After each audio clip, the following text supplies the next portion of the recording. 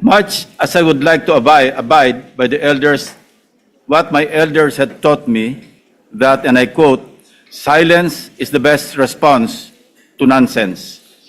I'm constrained to take the floor to set the record straight and correct the prevarications spewed on this very floor by one of our colleagues, namely Senator Rodante Marcoleta. While in his two recent privileged speeches, he mostly referred to this representation as the BRC chairman, in my manifestation today, I will refer to him by his name.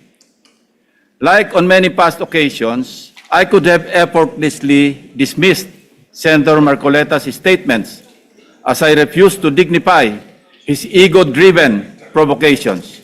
But when the attacks shift from professional to obsessively personal, I must shut the whole political circus down, firmly, completely, and without ambiguity.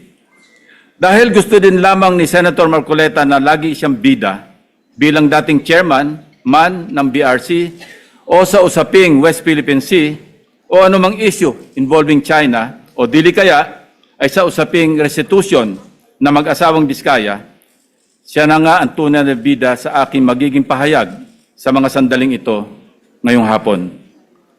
Memory is short, Mr. President.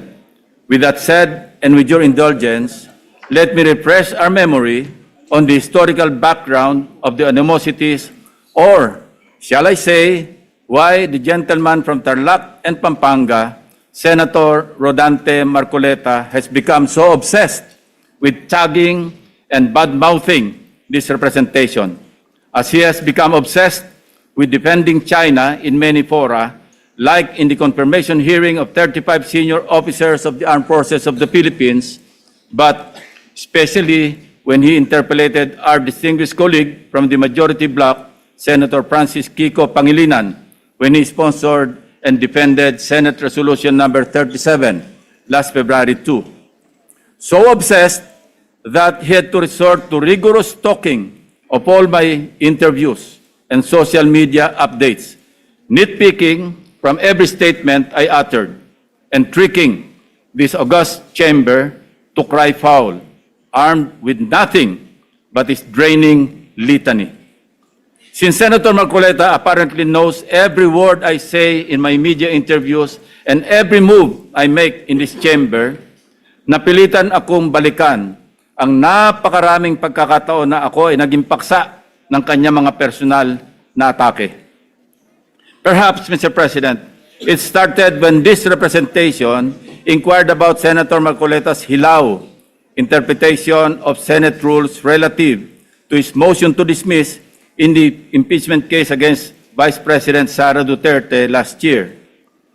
Thus, on August 6, 2025, I manifested my inquiry regarding Senator Marcoleta's arguments calling for the dismissal of the impeachment case against Vice President Sara Duterte using Section 135 of the Senate rules.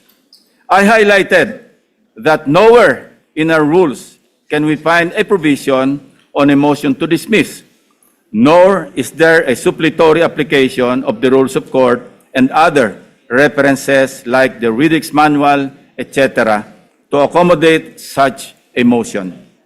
I merely raised a parliamentary inquiry into how we can deal with the said motion to dismiss an impeachment case, given that we were then constituted as a legislative body in plenary session and not as an impeachment court. It was supposed to be a simple parliamentary inquiry from what I considered then, and I quote, medyo hilaw na interpretation ng ating Honorable Marcoleta, unquote. Ewan ko, Mr. President, simula nang nasopla ko si Senator Marcoleta sa floor, ay tila nagtanim na siya ng poot sa kanyang dibdib. On August 20, 2025, I delivered my first privileged speech entitled Flooded Gates of Corruption to bring to the attention of the Senate and the Filipino people the syndicated corruption in the implementation of flood control projects. Pinaghirapan ko at ng aking team na buuin ang aming mga findings upang maisapubliko ang mga anomalya sa flood control na makakatulong sana sa sinasagawang inquiry in aid of legislation ng Blue Ribbon Committee na noon ay kanya pang pinamumunuan. Ang hindi ko inaasahan, minasama pa ito ni Senator Marcoleta sa pamamagitan ng kanyang TV program noong August 29, 2025. Panoorin po natin ang mga portions ng video.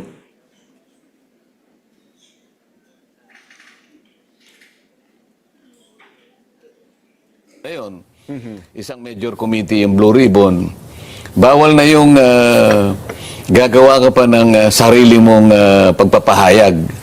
Lalong-lalo na kung doon sa pagpapahayag mo, parang uulitin mo yung mga bagay na dapat sana doon na ihayag doon sa naunang pagtalakay. Para may sarili kang expose, may sarili kang person. Oo, isang major committee. hindi dapat na ginawa pa yun. Kumbaga, kalabisan na yun. Sa tuntunin kasi, bawal na yun. Lalo na kung doon sa pagpapahayag mo, ay parang uulitin mo yung mga bagay na dapat sana ay doon na ihayag sa naunang pagtalakay. Hindi dapat ginawa pa yun. Kumbaga, kalabisan na yun. Sa tuntunin kasi, bawal na yun. Yan ang sinasabi ng isang taong nakasalamin sa hating gabi. Na yung nag-epal siguro. Yun ang pasikat, di ba? Yan ang sinabi niya, Mr. President. Mr. President, tulad ng kanyang motion to dismiss, nag-imbento na naman ng hilaw na rule si Senator Marcoleta. Kahit pagbali-baliktarin natin ang rules of the Senate, walang nagbabawal sa kahit sinong senador na magpahayag sa pamamagitan ng privilege speech kahit tinatalakay na sa komite ang paksa tulad ng flood control. May natapakan po ba akong ego sa aking privilege speech na naglahad sa kauna-unahang pagkakataon ng mga konkretong ghost at substandard flood control projects? May nasagasaan po ba akong pride sa pagpapangalan sa mga sangkot sa anomalya na sina Bryce Hernandez, Henry Alcantara at iba pang personalidad sa kauna-unahang pagkakataon? If yes, I refuse to apologize and feed on Senator Marcoleta's ego and pride. On September 9 last year, after the leadership change and subsequent reorganization of Senate committees, including the Blue Ribbon Committee with me as its chairman, hindi na lalo nakamove on si Senator Marcoleta. I was met with a barrage of undue criticisms by the former chairman, Senator Marcoleta. Much of it characterized by a profound lack of respect for both this representation and the Blue Ribbon Committee. During the 23 September 2025 public hearing of the Blue Ribbon Committee, Senator Marcoleta disrupted the proceedings when he raised what he called a prejudicial question on my impartiality as the chairman, following a media interview where I simply answered a question about which among the source persons, in my opinion, between his favorite Diskaya couple and Bryce Hernandez of the famed BGC Boys appeared more credible. Siguro, nakakalimutan na ni Senator Marcoleta ang cases assigned for reading nung nasa law school pa siya. The Supreme Court in the case of Berbari versus Honorable Pedro Concepcion, GR number 16189, February 26, 1920, the court explained that, and I quote, prejudicial question is understood in law to be that which must precede the criminal action, that which requires a decision before a final judgment is rendered in the principal action with which said question is closely connected. Not all previous questions are prejudicial, although all prejudicial questions are necessarily previous. Hindi ko na nga siya pinatulan sa issue na yon para hindi ma-disrupt ang pagdinig kahit mali-mali dahil sa pagsasaalang-alang sa kanya bilang isang abogado na dapat ay alam niyang applicable lamang ang prejudicial question sa mga criminal cases. Well, dapat. He exposed his ignorance as a member of the bar, particularly on the revised rules on criminal procedure, even as he invoked the issue of impartiality at the top of his voice and out of order and decorum, continuously interrupting the chairman and everybody else, while shamelessly appearing to act as counsel for the Diskaya couple. without even disclosing before the committee members that one of his family members was an independent director of insurance companies that provided bonds for contractors owned by the 207 billion peso flood control contractors, Curly and Sara Diskaya. Being a non-lawyer, Mr. President, I hate lecturing a lawyer, no matter how low he ranks among his fellow members of the bar, if I may borrow the words of former senior Associate Justice, Supreme Court Associate Justice Antonio Carpio.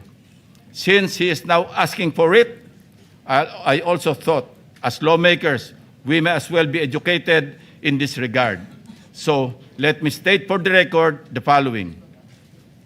Under Rule 111, Prosecution of Civil Action, Section 7 of the Revised Rules on Criminal Procedure, the elements of a prejudicial question are A, the previously instituted civil action involved an issue similar or intimately related to the issue raised in the subsequent criminal action, and B, the resolution of such issue determines whether or not the criminal action may proceed. Kung may napansin ang mga manonood, ito ang naging asal ni Senator Marcoleta, which begged the question, why is Senator Marcoleta so protective of the Diskayas? This inquiry remains valid and grounded, and I can show you from the many, many occasions he stood for in support of the Diskayas. Let us watch.